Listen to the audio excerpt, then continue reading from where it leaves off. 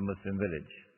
It is a subject which has come directly out of Suratul Kahf of the Quran.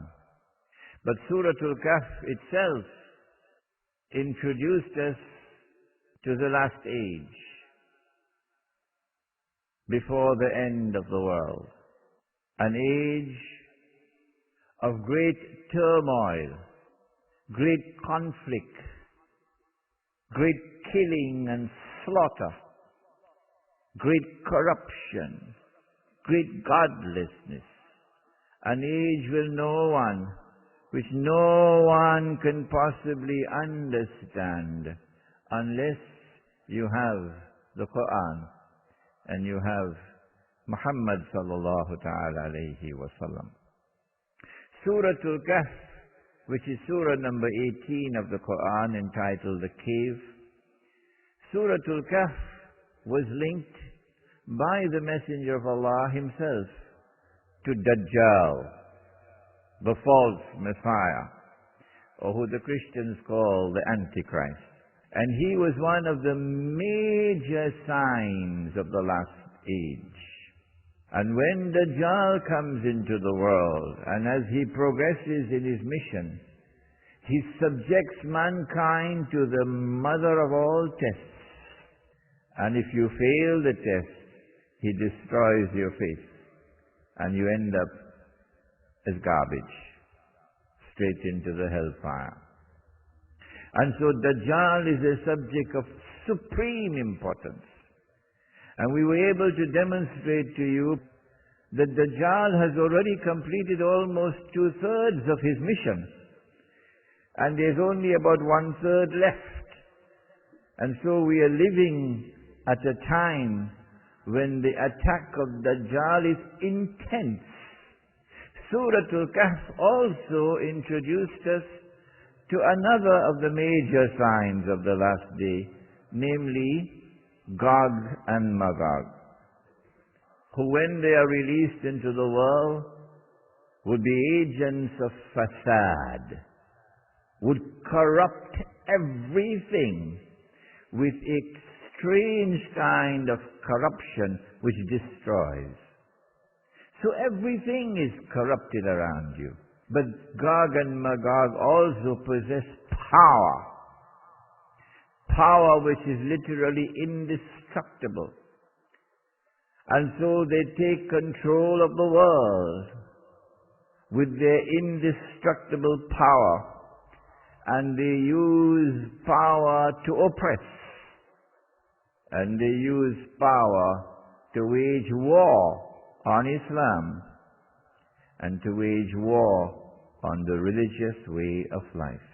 And so as Gog and Magog proceed with their mission, the world becomes increasingly corrupt and increasingly godless. We were able to demonstrate in our lecture, we hope to your satisfaction, that we are already living in the age of Gog and Magog, and that globalization which is sweeping the world is the globalization of Gog and Magog. And all those who are embraced with that global embrace, all those who are embraced in that deadly global embrace will progressively depart from the Sunnah of Nabi Muhammad alayhi salatu wasalam and will lose their faith. The Messenger of Allah sallallahu ta'ala alayhi wasallam gave us a number of other major signs by which we could recognize the last age. He spoke, for example, about the return of Nabi Isa alayhi salam, the return of Jesus, the Messenger of Allah. And this was also one of our subjects of our lectures. He spoke about smoke, dukhan. He spoke about a beast of the earth, dabbatul ard. And our interpretation was that ard over here, or earth, refers to Ard al-Muqaddasa, or the Holy Land. And so our interpretation We can be right, we can be wrong. Our interpretation is that the beast of the earth is that state of Israel, which tomorrow will become, we are anticipating, the ruling state in the world to succeed the United States of America. He spoke sallallahu ta'ala alayhi wa sallam about the sun rising from the west. He spoke about three movements of the earth, three landslides, the earth opening and swallowing what it swallows. One in the east, one in the west, and one in Arabia. That one in Arabia is linked with Imam al-Mahdi, and that will be a topic of a lecture to come, inshallah. And then he spoke about a fire coming out of Yemen, which will drive people to their place of assembly, Arafat. These are known as the 10 major signs. But today we want to speak for a little while about the minor signs, so that we may be awakened to the fact that we are living in the last age. The Prophet ﷺ told us that among the signs of the last day would be the universal prevalence of alcohol, people drinking alcohol. Have you ever traveled by air? The last thing that the airport does for you is to invite you to buy alcohol. Correct? And when you arrive over there, the first thing that greets you, alcohol. An age of alcoholism has now descended upon mankind. When I was living in the United States, I found that 1 in every 6 homes, 1 in every 6, is now afflicted with alcoholism.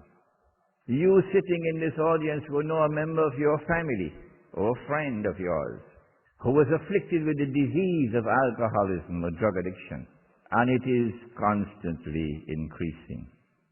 This, said the Prophet ﷺ, is a sign of the last day. He said that women would be dressed, yes, and yet they'll be naked.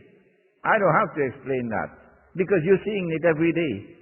He said there would be a universal prevalence of zina, children being born outside of marriage, bastard children. It's happening every day. Marriage as an institution is becoming unfashionable. Yeah. Who bothers about marriage anymore? A sign of the last day. He spoke about the disproportionate balance of men and women to such an extent that one man would have to maintain, mark the word, maintain, not marry, maintain 50 women. And so men are going to be very scarce. That is a tomorrow which is around the corner. The medical doctors might be able to assist us in identifying the cause. Maybe something to do with sperm production. That male babies are no longer born. Rarely is a male baby born. Female babies are born all the time. He spoke sallallahu ta'ala alayhi wa sallam about the prevalence of homosexuality and its corollary, lesbianism. Around the world today, homosexuality is spreading like wildfire.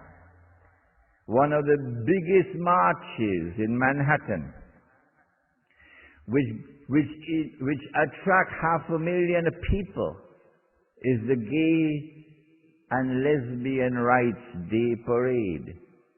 Any politician who wants to succeed in politics must be there, marching in the Gay and Lesbian Rights Day Parade. And those who oppose homosexuality and lesbianism, they are now demonized as a people suffering from a disease called homophobia. I never heard about it before I went to the United States, and I heard, if you oppose homosexuality, you're sick. You're suffering from homophobia.